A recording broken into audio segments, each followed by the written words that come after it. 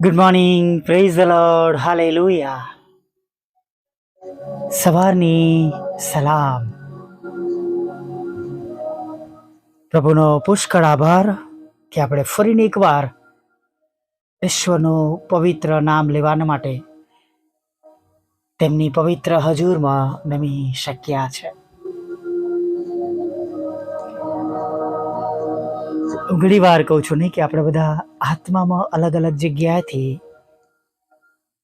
પ્રભુના લોકો તરીકે, પ્રભુ ઈસુના લોહીમાં કરેલા બાળકો તરીકે આપણે તેમનું ભજન કરવાના માટે તેમની સમક્ષ નમી ગયા છે.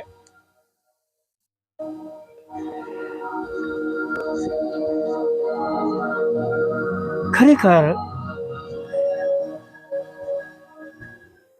જો તમે આનો વિશ્વાસ કરીએ છે તો વિશ્વાસ પ્રમાણે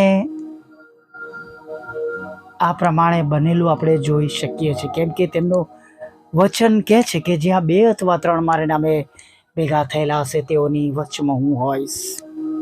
હાલેલુયા. અને આપણે બધા ઘણા બધા લોકો આત્મામાં ઓડિયો દ્વારા આપણે ભેગા મળ્યા છે. પ્રભુ તમને સહાય કરો, પ્રભુ તમને નવો અને તાજો સ્પર્શ આપો, નવું સામર્થ્ય આપો, નવું બળ આપો. અને જે કંઈ અપ્રિય બાબતો હોય એ અપ્રિય બાબતો પ્રભુ ઈસુના નામમાં નાશ પામો. હાલેલુયા.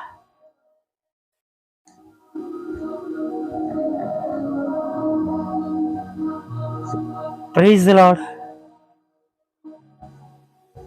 હા, પ્રભુના પવિત્ર નામમાં તમને નવું સામર્થ્ય મળો, બળ મળો, પ્રભુમાં નવો ઉત્સાહ, આનંદ મળો અને પ્રભુમાં આનંદ કરતા દિવસની શરૂઆત કરીએ. સુંદર ગીત છે, પ્રભુ કા આનંદ હે મેરી તાકાત નહીં. દરેક સંજોગોમાં, દરેક પરિસ્થિતિમાં જ્યારે પ્રભુ પર ભરોસો કરીને, વિશ્વાસ કરીને આપણે તેમની પાછળ ચાલીએ છીએ, પ્રભુ નક્કી સહાય અને મદદ કરે છે. હાલેલુયા. પ્રભુ જાણે છે આપણી પરિસ્થિતિઓ વિશે, એ અજાણ નથી. ઘણી વાર આપણે નિરાશાઓમાં હોય, દુઃખમાં હોય, પણ તમે જોજો બહુ અજાયબ રીતે પવિત્ર આત્માની દોરવણી દ્વારા પ્રભુ આપણી સંભાળ લે છે, કાળજી લે છે, આપણને મદદ કરે છે. વિલિયમ કાવપુર નામનો એક બહુ સારો ખ્રિસ્તી માણસ હતો, પણ એક તબક્કામાં એના જીવનમાં એવી બધી મુશ્કેલીઓ આવી કે જ્યારે અંધકારના ઓળામાં ઉતરી ગયો, ખૂબ નિરાશ થઈ ગયો, હતાશ બની ગયો.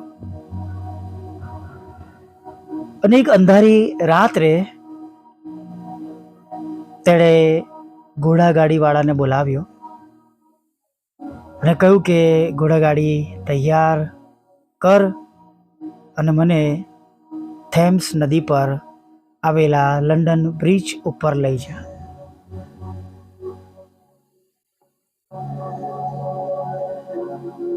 કાવ પર એટલો બધો હતાશ અને નિરાશ થઈ ગયો હતો કે તેણે લંડન બ્રિજ પરથી નદીમાં કૂદી પડીને આપઘાત કરવાનો નિર્ણય કર્યો હતો. આ તરફ કોચમેને ગાડી તૈયાર કરી. તે કાવ પરની માનસિક અવસ્થા જાણી ચૂક્યો હતો અને તેણે બહુ હોશિયારીથી કામ લીધું. તેણે કાવ પરને ઘોડાગાડીમાં બેસાડ્યો અને 2 કલાક સુધી ગોળ ગોળ ફેરવ્યો. 2 કલાક સુધી ઘોડાગાડી હંકારી. ઘોડાગાડી ચાલતી રહી. પછી બહુ નમ્રતાથી તેણે કાવ પરને જવાબ આપ્યો,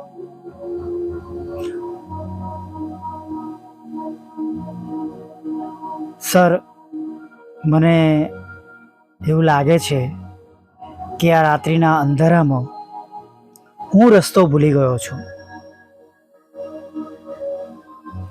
અને બહુ મોડું થઈ ગયું છે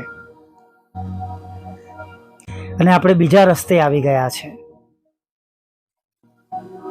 મને લાગે છે કે સર, હું તમને અહીંયા ઉતારી દઉં.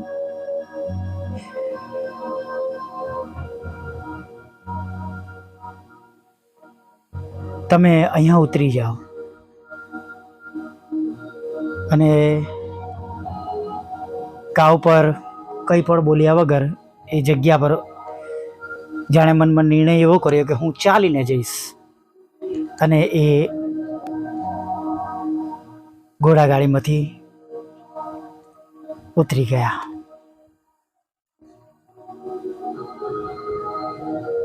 થોડું અંધારામાં ચાલ્યા પછી તેમને ખબર પડી કે તેઓ પોતાના ઘરના દરવાજા આગળ જ ઊભા હતા. અને પછી મનમાં હસ્યા. કોચવાને ઘોડાગાડીને ફક્ત ચક્કર જ મરાવ્યા હતા તેમના ઘરની આસપાસ. અને તેઓ કંઈ પણ બોલ્યા વગર પોતાના ઘરમાં ગયા. ઈશ્વરના સલામતી ભર્યા હાથો અને પવિત્ર આત્માની પ્રેરણાથી કાવ પરને ખાતરી થઈ કે આ સમય એવો છે જ્યારે મારે ફક્ત ઈશ્વર ભણી જ મારી દ્રષ્ટિ ઊંચી કરવી રહી અને નદીમાં કૂદી પડવું જોઈએ નહીં. ઈશ્વર ભણી આભારની લાગણી હૃદયમાં ઉમટી આવી અને પોતાના ખુરશી પર બેસી અને ટેબલ પર પડેલા કાગળો ઉઠાવીને તેમણે એક સુંદર ગીતની રચના કરી.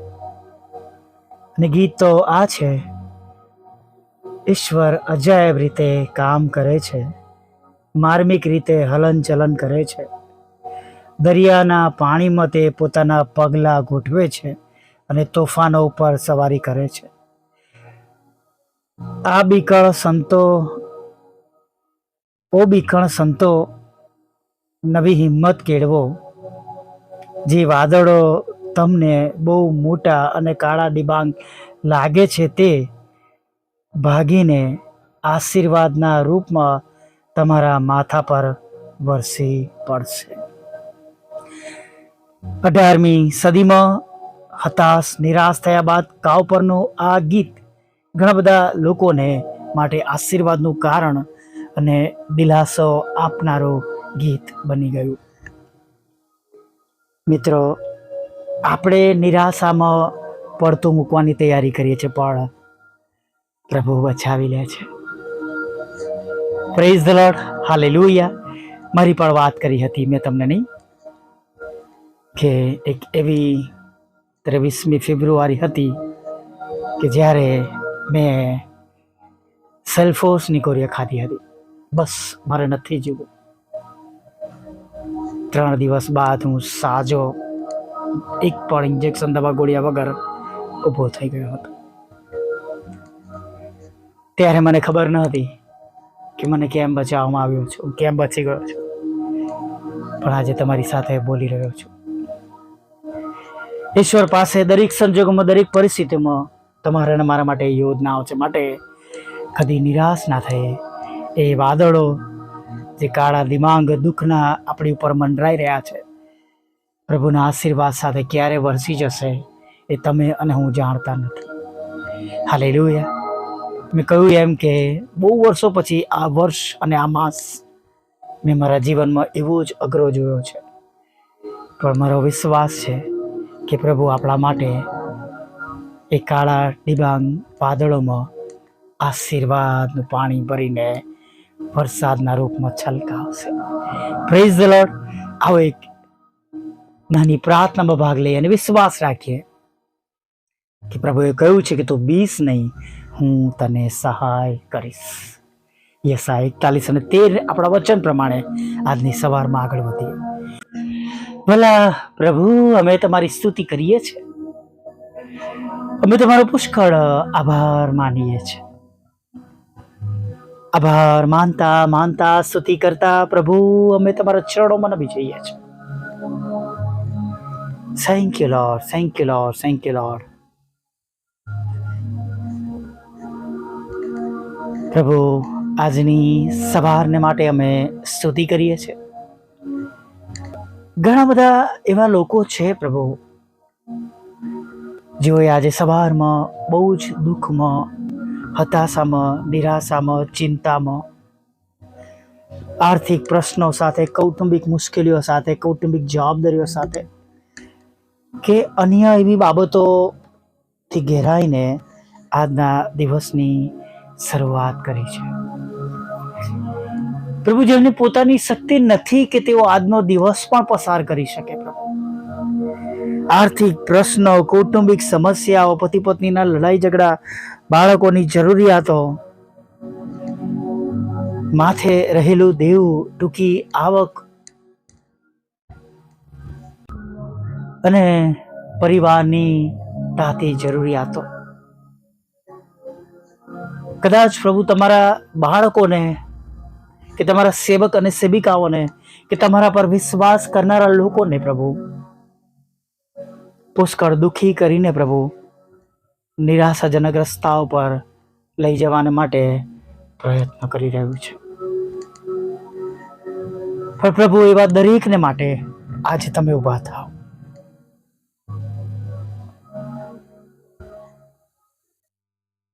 જેમ વચનમાં કહ્યું છે પ્રભુ, એમ કે તારા જમણા હાથ ને પકડી રાખીને તને કહું છું કે તું બીસ નહીં, હું તને સહાય કરીશ. પ્રભુ, ખચિત આજે એમ એવા દરેક લોકોનો હાથ તમે પકડો, તેમને બેઠા કરો પ્રભુ. આ કદાચ બીમારીના લીધે પ્રભુ તેઓ આજે પડતું મૂકવા જઈ રહ્યા છે, કંટાળી ગયા છે, નિરાશ થઈ ગયા છે, હતાશ થઈ ગયા છે. એટલી હદે નિરાશ છે પ્રભુ કે તેમને જીવનમાં હવે કોઈ રસ રહ્યો નથી. જીવન કે જે પ્રભુ તમારો આશીર્વાદ છે, એ સમય જે તમે આપો છો તમારા માટે વાપરવાનો સમય, તમારો ભજન કરવાનો સમય, તમારી સ્તુતિ કરવાનો સમય કે સુવાર્તાનું કાર્ય કરવાનો સમય પ્રભુ, એ બધો જ પ્રભુ હવે એમના માટે પ્રભુ અત્યારે પ્રભુ એમને દુઃખદાયક લાગી રહ્યો છે. પ્રભુ, તમે મદદ કરો, એમના દિવસોને બદલી નાખો. તમે પળવારમાં મોસમ બદલી નાખો છો પ્રભુ. ઘડીકમાં વરસાદ ને ઘડીકમાં તડકો ને ઘડીકમાં છાયો અને ઘડીકમાં ઠંડી. તમે ઋતુઓને બદલી નાખનાર ઈશ્વર છો પ્રભુ. ત્યારે એવા સર્વ પર તમારો હાથ મારી લીધો. હે પ્રભુ બાપ,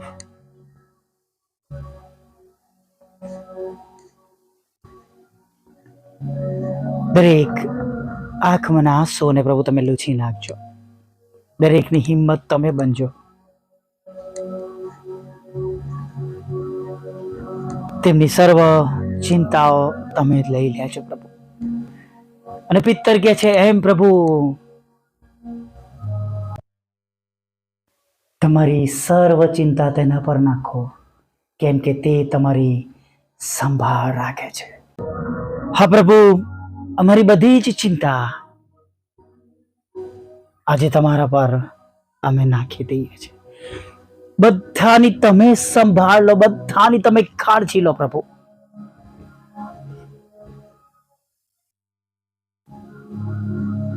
અને દરેક દુઃખને તમે આજે આનંદમાં બદલી નાખો.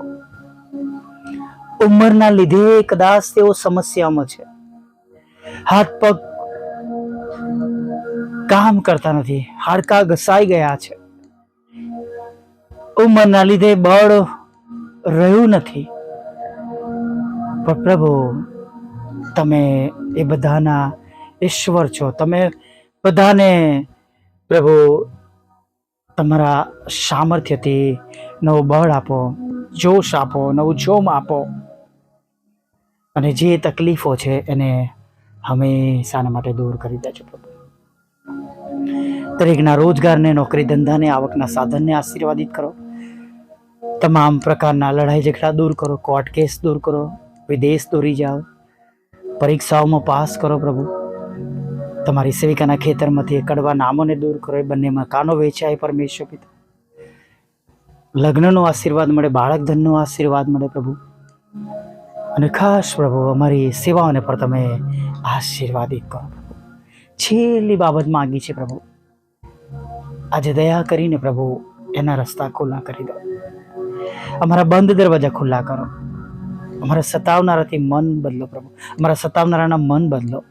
અને પ્રભુ જે કંઈ ગુમાવ્યું છે બધું પાછું આપજો, પાપોની ક્ષમા કરજો. અને સાંજે આભાર માની ચડી લાવજો. માગતા પ્રભુ ઈસુમાં આ સાંભળો, દેવ બાપ માન્ય કરજો. આમીન, આમીન, આમીન.